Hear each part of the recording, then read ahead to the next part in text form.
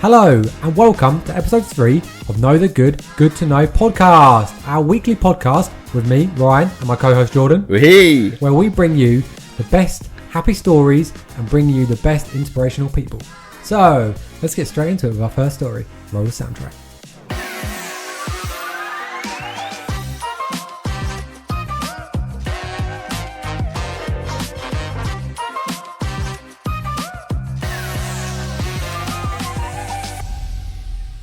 Okay, getting into it then. My story is around pioneering gene therapy, which has restored a UK girl's hearing. So a UK girl was born deaf and now can hear unaided after a groundbreaking gene therapy treatment. Opal Sandy was treated shortly before her first birthday and 6 months on can hear sounds as soft as whispers. And they started talking, saying, Mama, Dada, and uh-oh. Did you like that? I sounded like a bit like a Teletubby. That was so creepy. Sorry, it was a bit creepy. Given it as an infusion into the ear, the therapy replaces the faulty DNA which is causing the type of inherited deafness. Okay. Her parents, Joe and James from Oxfordshire, say the results have been mind-blowing, but allowing Opal to be the first test this treatment was extremely tough. So she was the first of the treatment kind. Oh, fair play to her. Very cool. She should be put in sort of Hero of the Week. Yeah, as well. Right, yeah. As a little. That's very cool.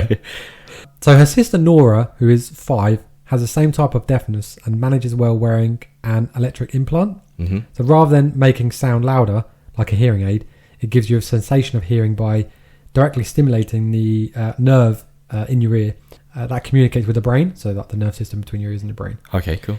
And it bypasses any damaged sound hair cells, which is what we'll get onto later about how the therapy works. Yeah. So the hair cells within the inner ear, known as the cochlea. I hope I pronounced that right. Yeah, so do I. Yeah. In contrast then, the actual therapy itself uses a modified yet harmless virus to deliver a copy of a gene therapy into the cells within her ear, right? Opal, the little girl, had a therapy in her right ear under general anaesthetic and has an implant in her left ear. Just a few weeks later, she could hear sound levels such as clapping in her right ear, so where she's had that treatment done in her right ear, which is very cool. As if. And after 6 months, her doctors at Addenbrooke's. So Addenbrooke's is... Hey. So I was actually talking to a colleague at work about this story. Yeah. And he was saying that he knew somebody that was potentially going to be going into this treatment at Addenbrooke's. Adult or child? Adult. Oh, forever. Yeah. As if. Oh, so it's sort of coming along then, development-wise. Oh, that's brilliant. Yeah. So how the gene therapy actually works then. So as I said, the DNA is added to a harmless virus to make the gene therapy. And via a syringe and an infusion tube into the cochlea. Again, I hope I got that right. We're getting hella technical on this. Yeah, that's right. Yeah. So the cochlear hairs is what helps with sound. Yeah. So the damaged hairs is what causing the deafness. Okay. So the infusion or the virus which is infused into the ear helps with repairing the hair sound. So the sound waves can be picked up through the hairs within the cochlea. Yeah. You follow me? I'm following you. I just want to input. So she's not going to damage if she spins around real fast, because aren't they the things that if you spin around, they go one direction, Maybe, and you actually. have to re-spin the opposite direction But is that a myth? Make yourself... No, I think it works. That's fluid in your ear, isn't it? I thought that was the hairs. I thought that was... I'm pretty sure I've seen a little potentially. video of like someone, I don't know what it is, but like hairs in a little cup somewhere spinning around and then someone spinning them the other way to make yourself undizzy. I don't know. It's a theory. We'll find out. Yeah. We'll spin around. We'll look into it. Or spin around as an experiment. I'll look inside your ear. So experts hope that the therapy can also be used for other types of hearing loss in the future, which would be really cool. Cool. More than half of hearing loss cases in children are caused by genetics. So we're hoping that this gene therapy can help with the future, with young kids certainly. And the trial can lead being used in more common types of hearing loss. So yeah, they're collecting more data alongside the little girl Opal's experience. And they're looking at also presenting it in the US on some clinical trials. So sick. It is a very good story. Yeah, it was published on the BBC. I don't know if I mentioned that yet, but published on the BBC, and it's a rare occasion that there's a happy story on the BBC. Let's be fair. And I saw it, and I thought, come from the UK, yeah. Being in the pharmaceutical industry, I like interesting stories like that about how things work and how. Because when you work in the industry, you don't really often see when your drug products are going into people. So it sounds weird when I say it out loud. It sounds really because I work in clinical trials. You hear about the good times, but you don't see the results as much. It's a weird. You feel a bit disengaged from the whole process, even though you're involved in it. It's weird. So when you see articles come out about these gene therapy examples and any sort of clinical trial results, it's a happy story to me. To you, because I'm in that industry. It's a personal story sort of thing. That's good. Yeah, that's why I find. So you'll probably hear a lot more drug-related pharma industry good stories down the line because, again, that's insider knowledge. It's my background, so it's what I like to hear. But yeah, that was my happy story. Yeah. So a girl's getting her hearing back, which is really good at a young age as well. So she probably won't remember it in a few years' time. She's not going to remember that she didn't have the hearing, which is probably a good thing. Oh yeah, true. Yeah. I didn't think about that. So. Oh yeah, she's going to have a great life then. Yeah. Especially from now on. Mate, that's sick. Pretty. Yeah, not very impacted in the future, which would be good. Good news. Mate, we're knocking about the park. We've got illiteracy, hearing problems. Egyptians. I don't think Egyptians were a problem. Oh, okay. So. Something that you can overcome with gene therapy. Missing cats. And just environment. An environment, yeah. I'm sure there's going to be plenty of environment stuff. Yeah, there's going to be tons. And funnily enough, that's a great little jump on.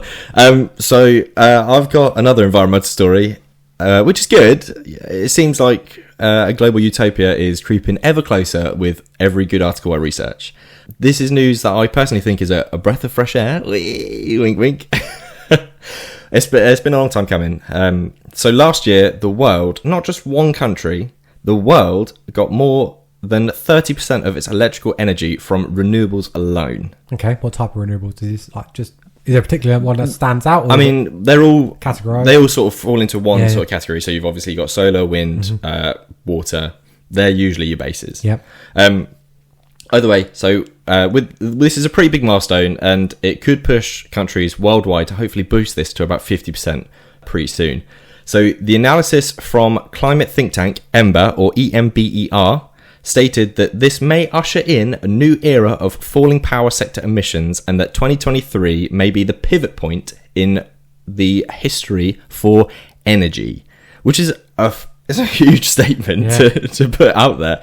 And I mean, especially calling it the pivot point, which basically means from here on out we're going for that change. I kind of wanted to tie it to a movie. I don't know why I do this. I think I do this. I'm going to do this in every single podcast we do. Tie to a movie. Just end up tying it to a movie. So, have you ever seen Tomorrowland? Not the festival, although that does look sick. The movie Tomorrowland. No. I can't remember if it's Disney or Pixar or one of the two. It's basically for the listeners. If you haven't seen it, it's about the world and how it's on track to end until news like this, a pivot point, changes everything. Wait, hang on. This is a Disney film. I think it's a Disney. Well, film. Animated. No. It's real. It's got George Clooney in it. I can't remember the female actress. I'm going to get absolutely... I think her name's... I'm not even going to try and remember it. I'm not even going to try.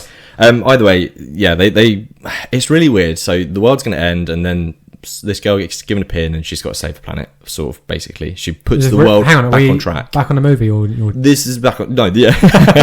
there's a real-life situation. There's some poor woman in the world that's the whole entire world, not Greta Thunberg, just somebody has just got the world on her shoulders.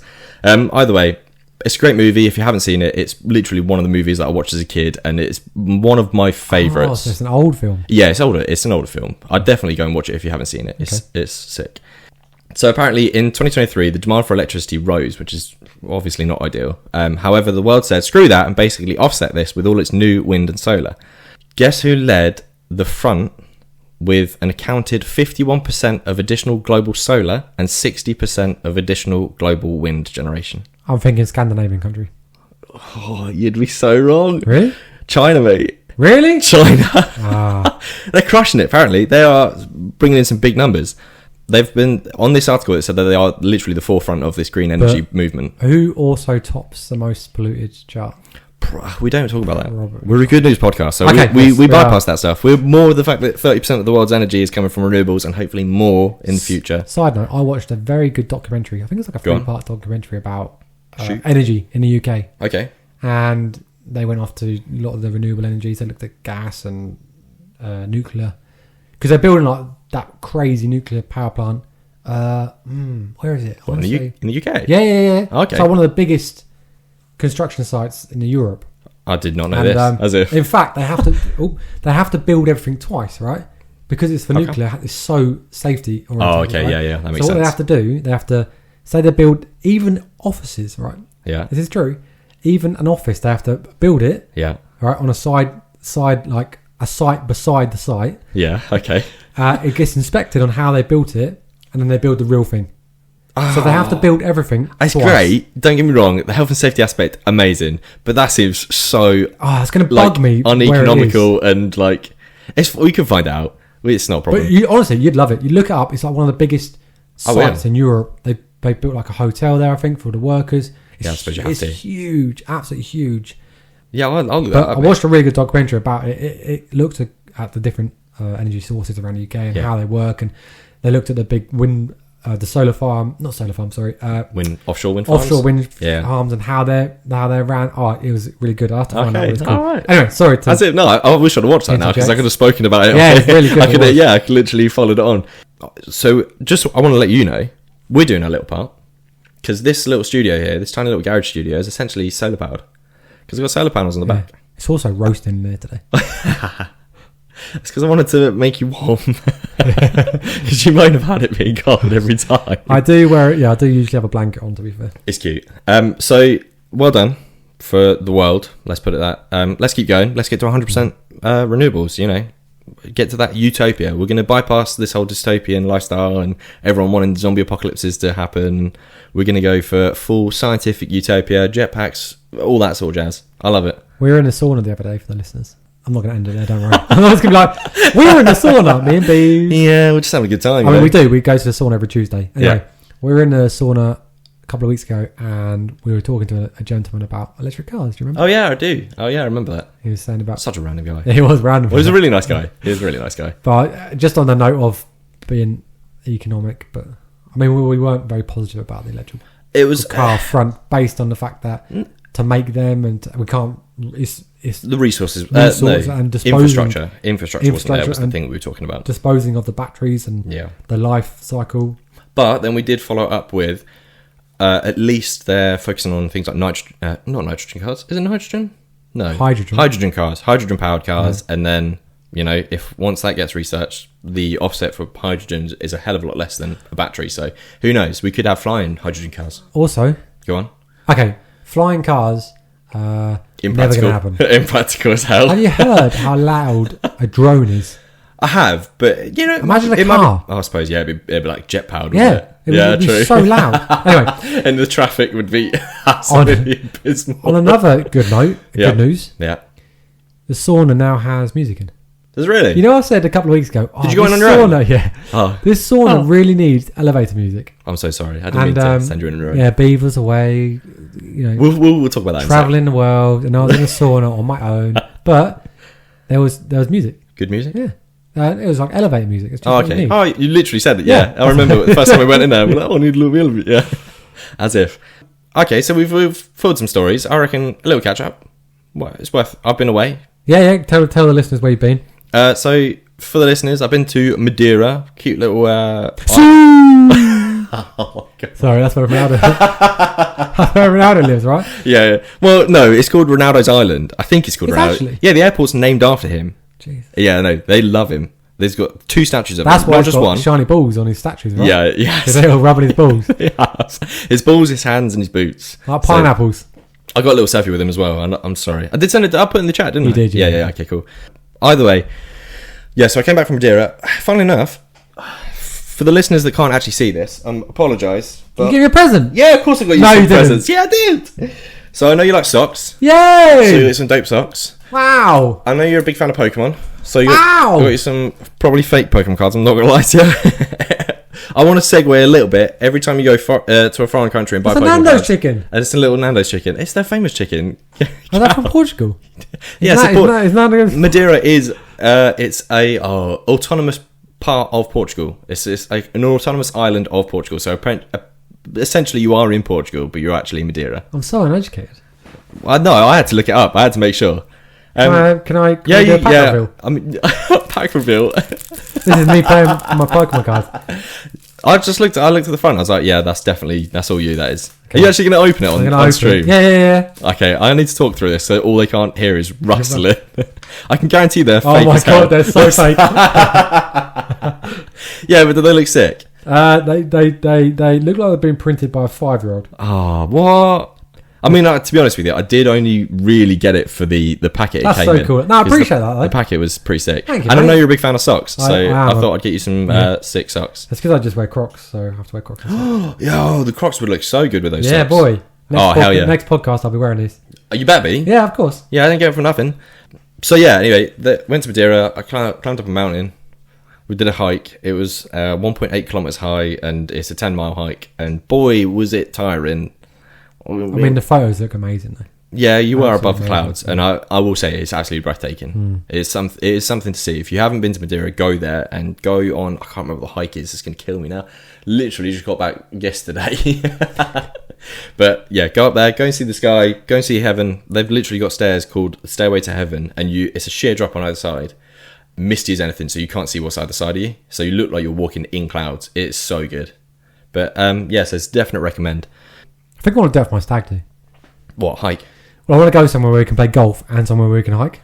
But you also want to spar as well, though. I do, yeah. Well, it'll be a golf spa resort. How long's your stag do? A long weekend, right? So we do 1 day of hiking. 1 day of golf. And then 1 day of golf. Or 2 days of golf. And then sparring each evening? Yeah, because you only play golf for a few hours. Like 4 Yeah, true. hours, don't you? Okay, yeah, sounds good. I like it. I've got a little snippet of bad news. Oh, wrong podcast. Yeah, I know. It's not bad news. It's more of a disappointed news. Oh, go on. And it's a callback to last episode where you said that when you go on your kayak, you're going to be dressed as pirates. Oh. Where was the pirate garb? I saw Alice's post. There was not a single pirate. There wasn't a hat. There wasn't a hook or an eye patch. I think It was good fun, but boy, Tiring. Rupert. Oh, really? Oh. How I said Rupert's my son before. Yeah. Okay, good. You But told it him doesn't about- know it's not my dog or my cat. It's my son. His life He jacket. was not happy about getting his life jacket on. Oh, really? Yeah. Oh, okay. We got there in the end, but we're going to go again. We got a new life jacket, so Okay. he enjoyed that one. He's actually been wearing it around the house today. Is it really? Yeah. So Amazing. we will dress up as a pirate eventually, and when we do, we'll post on the socials. Okay, yeah. Oh, you could do a little cheeky face reveal then. Or Rupert. No, of you. I'll put a pirate face over Rupert. Oh, but okay. yeah, for me. Yeah. Put pirate faces all over it. All Everyone, of you. So yeah. we can't do face reveals yet. We're only Mysterious. 3 episodes in. Yeah. Until we do a video. To be fair, I did think about that. I was like, oh man, if only we had a video podcast, because then people could see the socks. I mean, you can post a picture of the socks if you want. No one's going to want to see the picture of just socks on the socials. It's Pokemon cards. We're Not just socks. And a Nando's chicken. Pokemon podcast now. So that was it. Oh, also, we said last week, we were talking about goblins for some reason. I think it was something to do with pancakes. It looks like a goblin.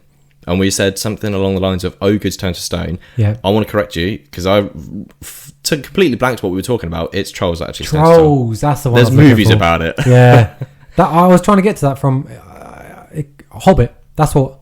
Oh, okay. When Fair enough. they're Yeah, eating, they're cooking them, aren't they? And then Gandalf comes and breaks a rock, and then the stone falls, and then they turn into stone. Yeah, okay. Yeah, I get that. Okay. I get you now. I suppose we jump onto our next segment. Yeah, let's get into it. Let's get into the good people. Heroes of the Week.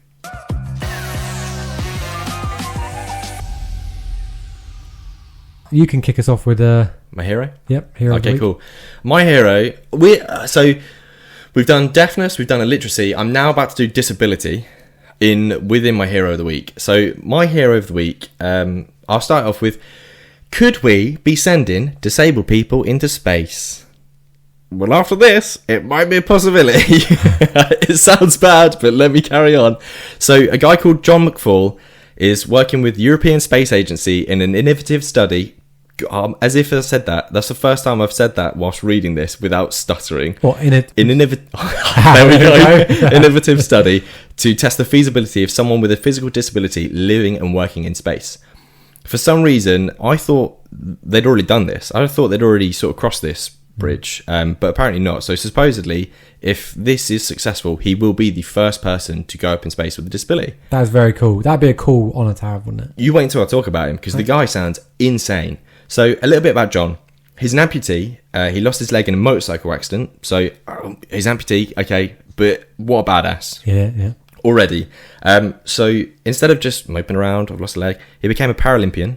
That's cool, yeah. So not only this, but he's an orthopedic surgeon as well. Whoa. Yeah, this guy literally does it all.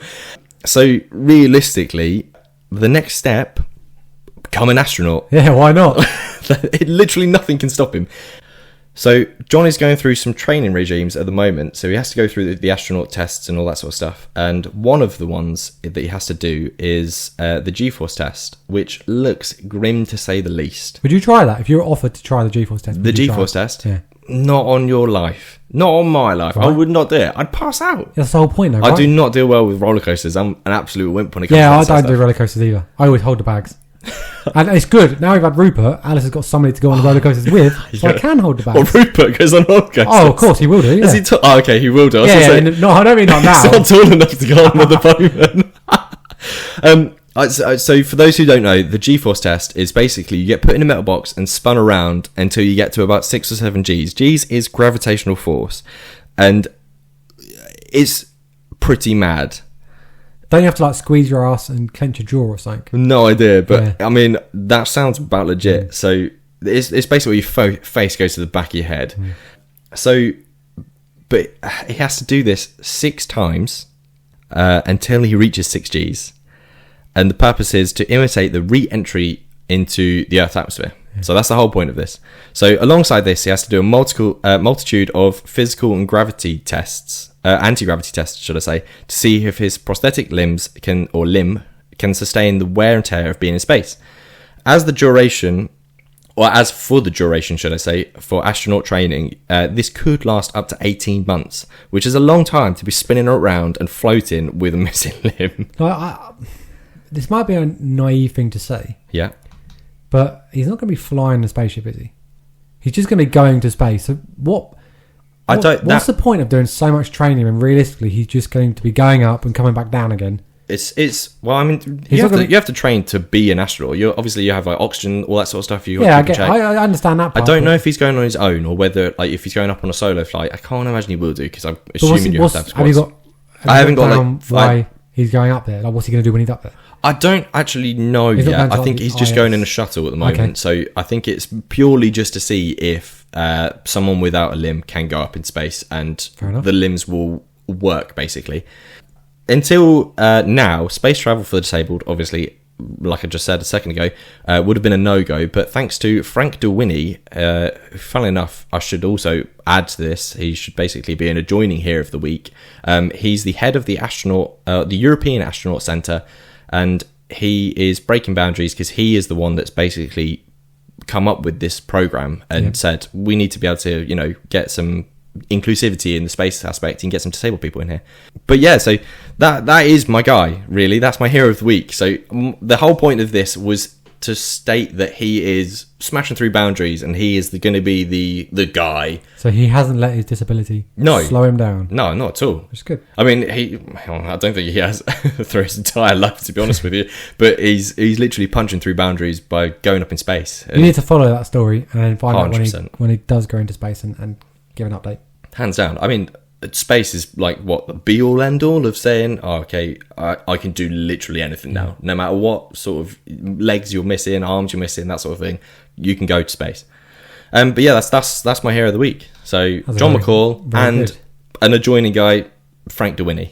So yeah, that's it. Two Heroes of the Week. Two Heroes of the Week. Have you got a Hero of the Week? I have. So 3 Heroes of the Week. Yeah, there is 3. Oh, lucky viewers this week. At the time of recording this podcast, it is Mental Health Awareness Week. Now, just a little bit of background quickly. I don't suffer directly with mental health challenges, I'd say. But I've been heavily involved in the past few years in a mental health group, a local group that I ran with a good friend of mine. And I've met some amazing people, some really tough times in their life. It's a good group. For amazing. Some people I would have never met. No. In my normal walk of life. Yeah. And even one of them, an old bloke called Ian, he won't mind me calling him old. I go for a walk with him every Friday lunchtime. We have a good catch up. Yeah, just some amazing people. We go out for dinner every 8 to 10 weeks. We organise a dinner out. That's amazing. It's a really good group of people. Anyway, amazing. We've got 4 Heroes of the Week. We got a lot You're going to do a little self mention. No, not. It is good. No, it is amazing. I will say, claps to you. Yeah, no, not to me. I went to support my friend. Yeah.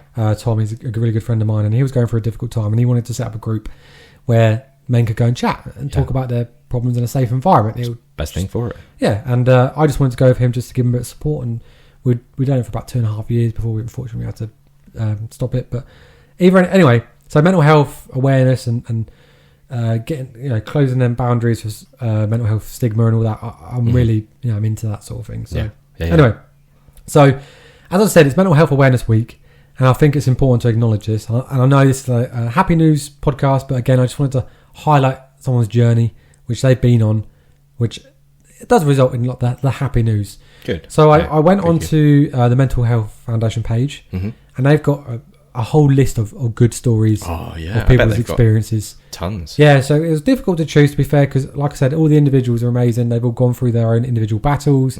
They give you a good background of how they dealt with it, where they're at now, and some people struggle forever, but it's just how they're dealing with it, and they just give people the recommendations of how to handle their situation. Yeah. So I picked this one individual by the name of James. And his story is about his experience with anorexia and eating disorder. Oh, damn. Now, the National Association for Males with Eating Disorders estimates that 25% or 25 to 40%, of people with eating disorders are men and boys. Okay. So that goes under the radar, right? I did not know that. Yeah, I was going to say. It's a bit of judgmental, to be fair, but that's interesting to hear. So a big blocker of people getting help is the stigma around it and the lack of understanding and the size and presentation of eating disorders in the male population can mean that eating disorders are not identified or treated early enough. Yeah. So James's story is about how he fell victim to this disorder, his eating disorder. For 2 years in his early 20s, James lived with anorexia, but he convinced himself he was fine. Only when his weight dropped did he finally agree to himself that he needed help. So he didn't feel comfortable being around anybody, having people watch what he was eating, so saying you need to eat, eat more, stuff like that. Yeah, it's a key part of it, isn't it? So he cut himself out, basically. He excluded himself from people, came really reserved. He kept telling everyone, I'm fine, just leave me alone, sort of thing. And I guess that just puts more strain on you. He pushed all his feelings down and just cracked on, carried on, which is typically what I experienced a lot when this mental health group was with men. It's a standard thing for men. I'm the tough guy. Yeah, we don't in the talk house. about things, do we? Push it down. I'm here to carry the load for the rest of the family. We always keep it. Yeah, quiet. Which is not how it should be. But anyway, so he pushed through, knocked all his feelings down, and there's some really bad points low where he felt, okay, I need to get help. He hit rock bottom, basically. So he went to the GP, who then told him he was severely underweight. He needed to address the anorexia. And at this point, the actual GP recommended CBT. Now, CBT is cognitive behavioural therapy, right? Oh, okay. So basically, it helps you manage your problems by changing the way you think.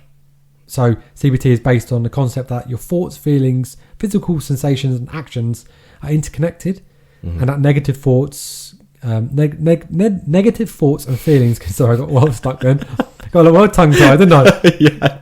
Negative thoughts and feelings can get trapped, and you can get stuck in a negative cycle. So CBT aims to help you deal with the overwhelming problems in a more positive way by breaking them down into small bites, right? It's small not steps at a time. Yeah, it's not what's it called? Like hypnotist, not hypnotherapy sort of thing, is it? I don't believe. No. CBT it's more. I can imagine it's. I can imagine there's more science in it, I guess. Yeah, it's difficult to explain. Now, I know a gentleman who did CBT. Like that was his role, sort of thing. He practiced it. That's cool. And it is literally getting you to rethink, change the way you think, your mindset, basically, and address things, like it says, in smaller parts, smaller segments. I mean, a lot of people look at challenges, right? You got a big challenge in your life. Okay, break it down into smaller things. Right? Easier to handle, sort of thing. Easier to handle. Easy to check off little things at a time. Take the little wins.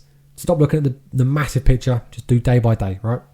So that's basically what it does. It just practical ways to improve your state of mind on a daily basis. He practiced CBT, and now he shows himself more compassion. He takes a step back and gives himself a talking to when he has thoughts that might not be healthy. Oh, wow. So again, it's changed his mindset. That's like super self-awareness. Yeah, like super self-awareness. That's a good thing to have, right? Yeah. And of course, he has setbacks, but over the last weeks into years, he's managed to get himself back on track, right? That's good. And CBT has helped him turn things around and make him aware of it. Fair play to him. So now he he's out there. He's raising awareness for the eating disorder and the pushing the CBT therapy.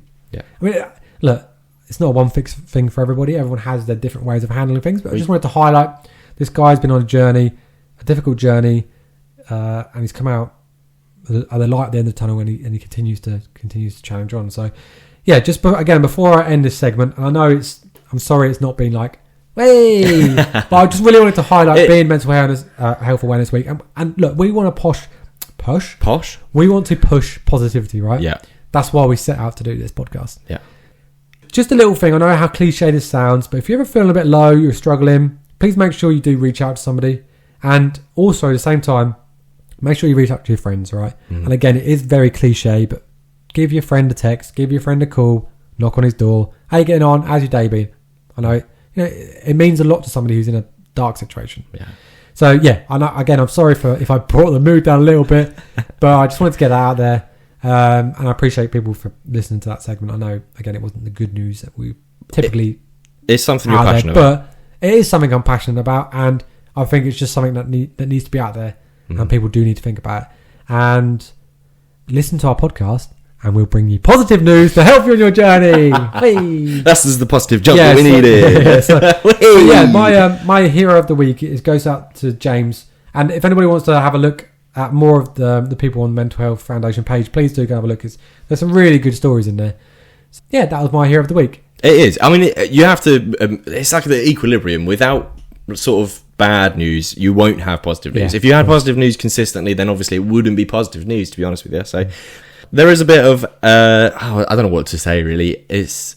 I don't want to say it, because obviously it does then drive the fact that there is bad news out there, and this is a positive news podcast, and all we want to talk about is positivity. But at the same time, without that, yeah, it wouldn't be a thing. So hats off to him, though. Fair play. Yeah. I mean, and with the setbacks thing, he's only human. Every human's going to have setbacks, no matter if you are in a dark place or if you're not. But I suppose it's a lot harder if you are in a dark place to sort of pull yourself back. So, of course. Yeah, 100% hats off to the guy, because he sounds like a legend. For this, then I think we should jump into the fun stories. I haven't really got a funny story. It's more of a crazy story, or weird. What was your funny story last week? My funny story? Amazon. We're not going to address it. AI.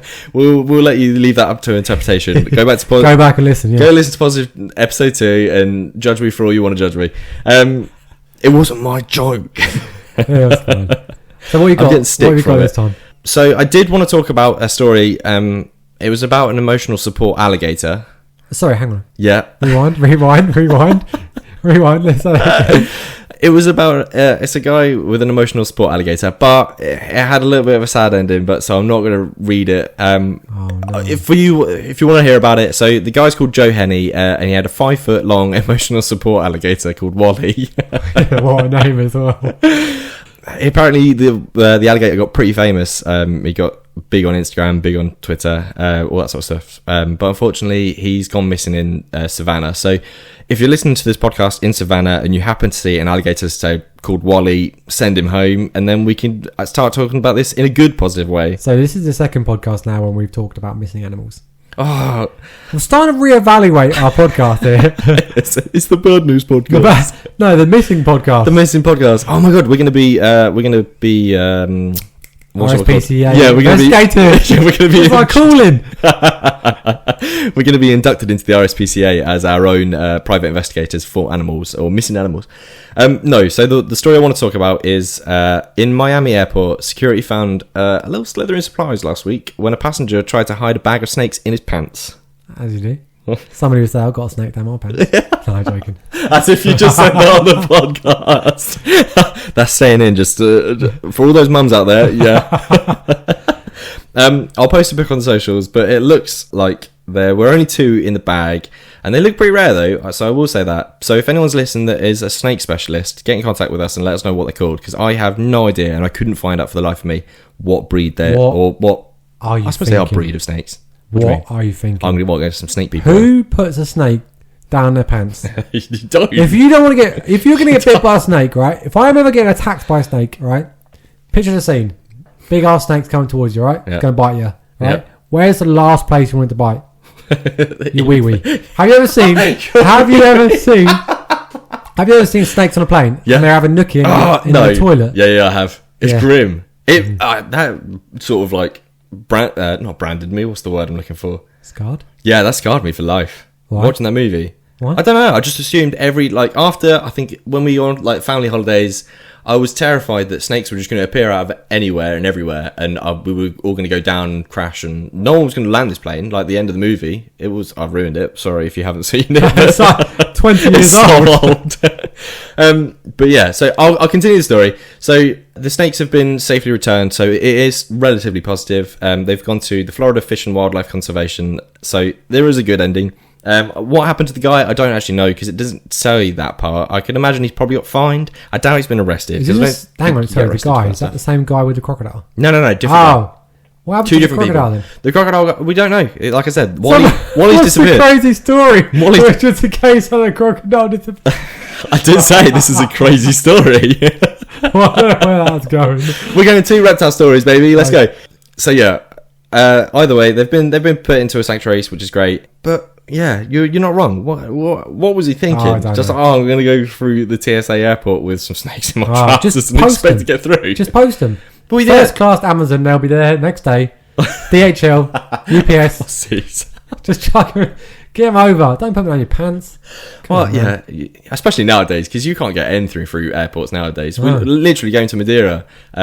We had to put everything, like your little bag of liquids. Oh, did you not go to? So when we flew to Ireland a few weeks ago. We went to Birmingham. Yeah. Where'd you fly from?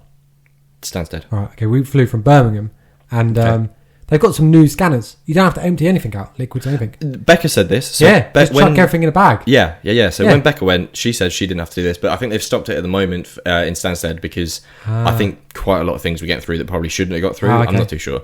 Either way, we had to do all the liquids, all your electricals, everything out, and I stopped. I got stopped on the way back. Did you put your snakes out in the tray? Yeah, of course I did. I'm not going to try and hide them in my pants, am I? Did you put Wally in the tray? I'm not stealing Wally. I haven't got him. Where's Wally? Maybe that's... Oh, no. That's probably why it's been lost. Because he's called Wally. You just see a collocator walking down the road with a little black and white hat. No, not black and white. Red and white hat on. Yeah. As if maybe that's why it's called Wally. Now I was talking about it, I did want to snack back. Weirdly enough, it felt like I was doing that G-force training that I was talking about for John McCall, because I didn't realise this, but the runway in Madeira was only 1.6 kilometres. I don't know if I'm correct on this. Yeah, it's super short. Apparently, I think 4 or 5 years ago they had to extend it, so it's now 2.8 kilometres long. The end of the runway is on stilts that pretty much goes into the sea. So you have to be, I found this out as well, you have to have 2 professional pilots. You can't have trainees. Nobody can land this plane unless you are fully qualified, because the runway is that short. And when we landed, oh my god, it was the most scary thing I've ever been through. Literally, you went land and then pretty much dead stop. I was like, oh, this is nuts. But at the time, did you know it was a... Oh, no, I didn't know. Clapping. No, fair play to him, because the landing was... No. Yeah. No, trust me. It was deserving of the When we went to Ireland... It was ropey. It was crosswinds, massive crosswinds, and I've never hit the ground so hard. Yeah. Kaboom! Oh, really? Right? Yeah. People clapping. Yeah. Grow up. Yeah. Grow up. It's a positive podcast. You don't have to grow up if you don't want to. You don't clap for me when I send an email, right? Yeah, but it's a podcast. They're doing their job. They're doing their job. Either way, what I wanted to say was, because the runway's so short, the lift-off felt like I was doing the G-force training. My cheeks were on the back of my head. I felt like I was clapping backwards. It was awful. So that was one I wanted to do, a little callback to John McCall. And I know what you're going through, mate. I'm not gonna lie to you. It's not great. But yeah, that's my funny story. Have you got a funny story this week? I don't have a funny story. Yeah, okay, fair enough. That's fine. Sorry. We are... Oh, look at that for time. We are on 39 minutes. Well, thank you again. That went really quick again. It did. We had such fun recording these podcasts, and I hope you enjoy listening to them. Like we say every week, please, if you're listening on YouTube, give it a like, subscribe, leave a comment, and same for Spotify. Please follow. And what are you laughing at?